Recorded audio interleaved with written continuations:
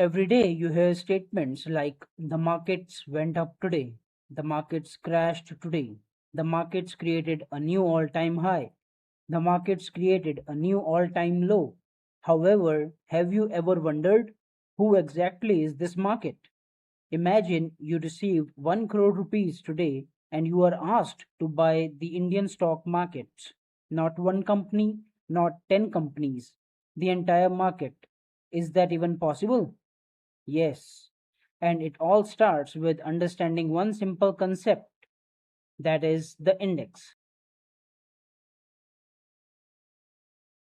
Throughout in our previous video series I for Investment, we discussed that if selecting individual stocks feels confusing, consider buying the index. However, what exactly is an index? Is it a stock? Is it a fund? Or is it a company? Or something completely different? Today we'll answer that question once and for all. Millions of people watch movies. However, before watching it ourselves, we often look at the ratings. A single score summarizing thousands of opinion.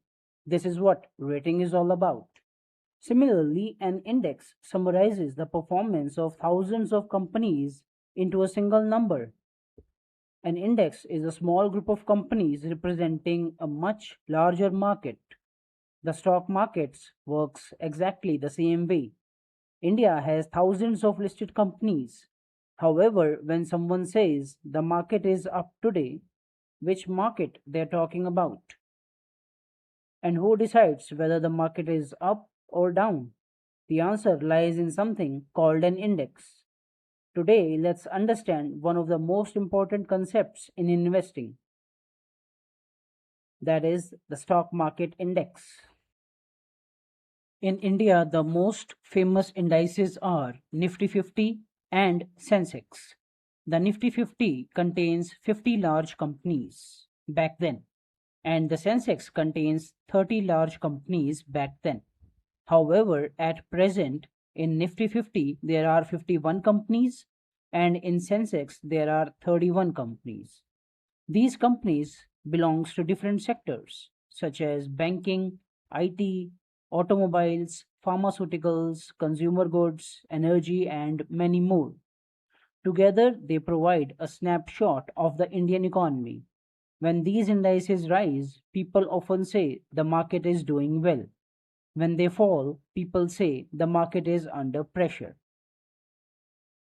Now, then, as we are talking about indices, let's understand why indices matter.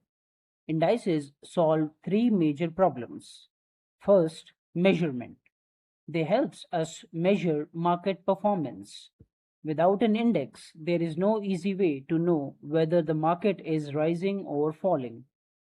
The second is comparison. Suppose your portfolio generated a return of 10%, sounds good. However, what if the index has generated a return of 15%?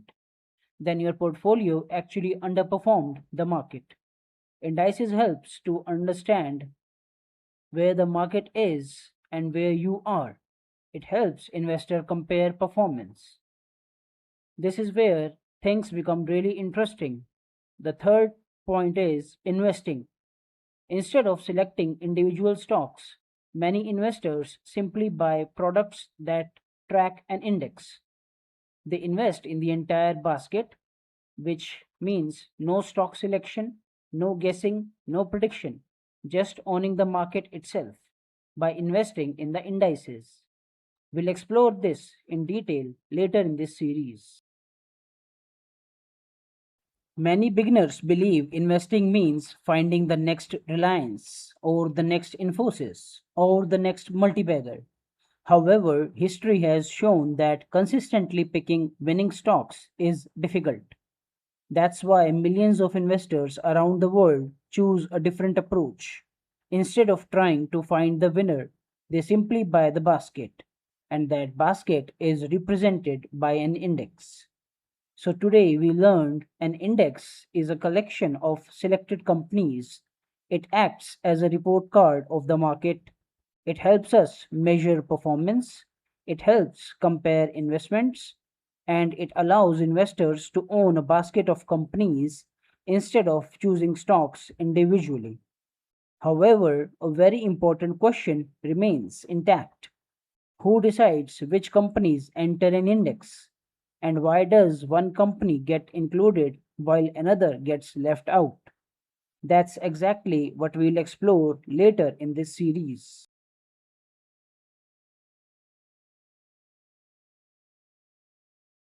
Hope this video was useful to you and you have learned something today. If yes, then